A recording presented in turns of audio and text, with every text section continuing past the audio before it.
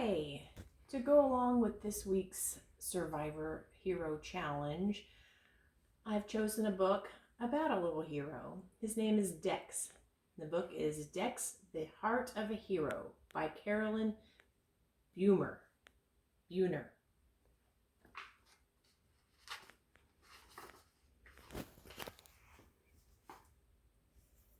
Dexter was a little dog. His legs were little, his tail was little, his body was little. He looked like a plump sausage sitting on 4 little meatballs. Being the size that he was, Dex was often overlooked. The other dogs grew tired of waiting for Dex to catch up when they played chase, and after a while they forgot to invite him at all. No one really seemed to notice him, except when Clevis, the tomcat, demonstrated how he could stand right over Dex and not even ruffle his fur.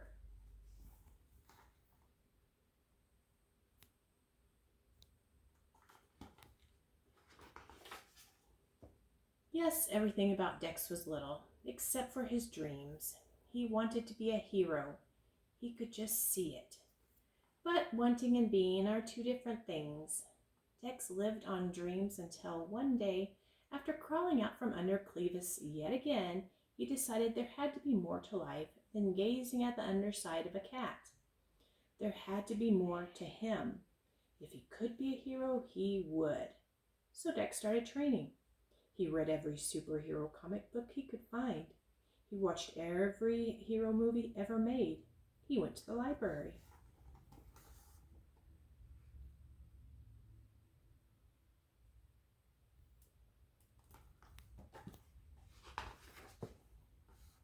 Dex figured that a hero must have strong muscles.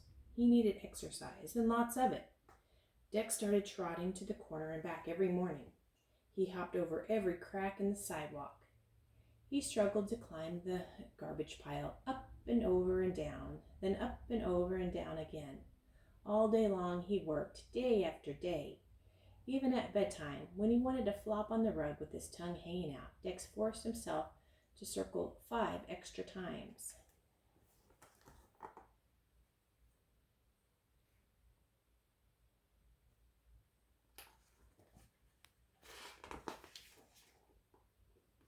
When it got easier to run to the corner and back, Dex did it again, and then again.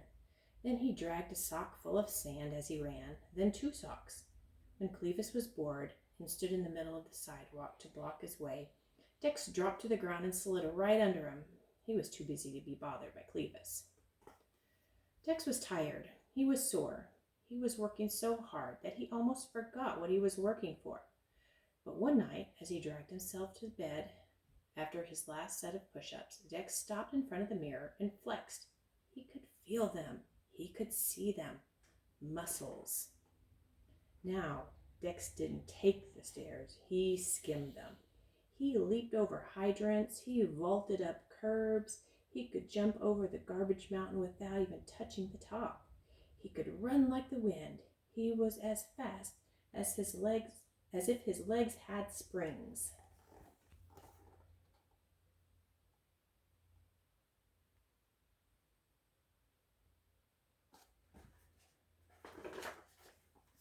Only one thing was missing. Finally, a small brown package arrived. Dex ripped it open. His hero suit. It was red with a shiny green cape, and it fit like a glove. Dex loved the way it felt. He loved the way it looked, and he loved the feeling he had when he put it on. He was ready.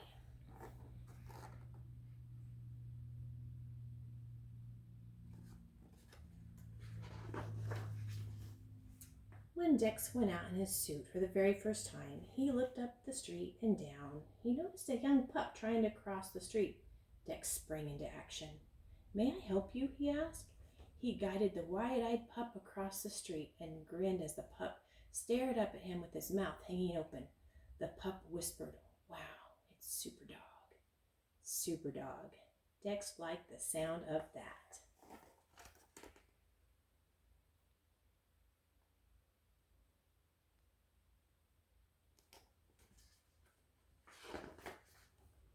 Of course, when Clevis saw Dex, he just wanted to comment, "Hey, Dex, where's the party?"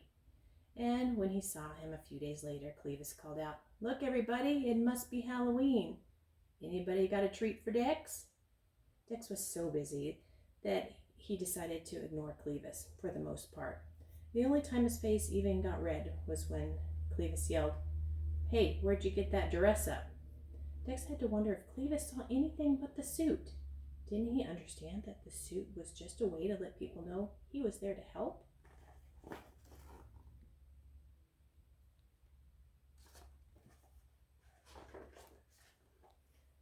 There was a mouse he saved from a sewer, a purse snatcher he tackled. He fixed his neighbor's sprinkler. He found a lost kitten, pulled a rat away from a live wire, tracked down a lost wallet, put out a trash fire, and organized a neighborhood cleanup day. It seemed that now, whenever anyone needed help, they turned to Dex, and Dex had never been happier.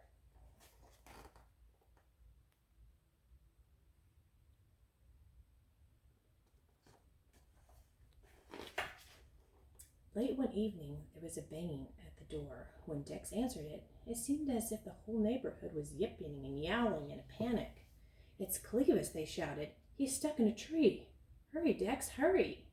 Dex raised his eyebrows. It was not like Clevis to move enough to get into any trouble. In a flash, he was dressed and ready.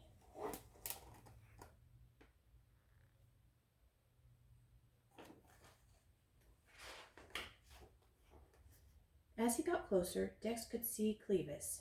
He had been chasing a squirrel at the top of a tree, but had slipped and was hanging by one claw from a slender branch. He was yowling for all he was worth. "I'm slipping," Clevis screeched. "Help me." Dex looked desperately around for something to climb on. There were no boxes or ladders, not even any trash cans. Then Dex looked at the crowd.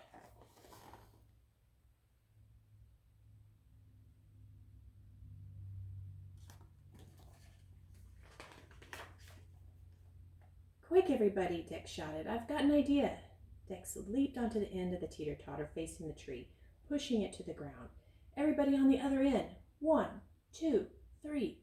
All the animals jumped together on the other end of the teeter-totter, catapulting Dex into the air. He soared over the crowd, his ears and cape streaming out behind him.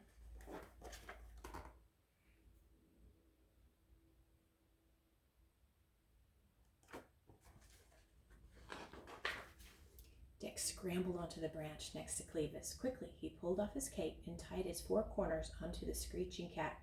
"Jump!" Dex shouted. "Jump, Clevis!"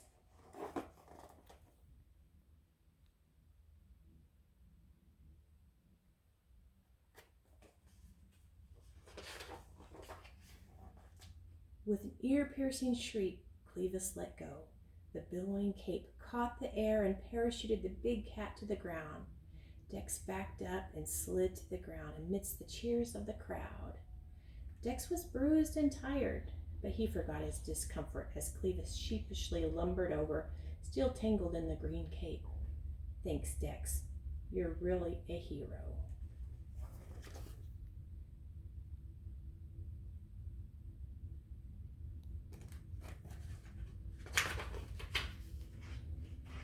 Dex didn't think he could feel any better, but he did, just a little.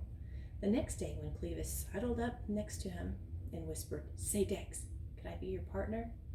Dex looked at the big tomcat up and down.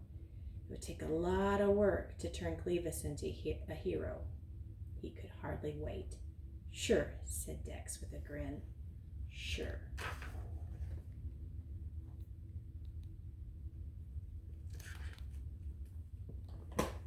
Until next time.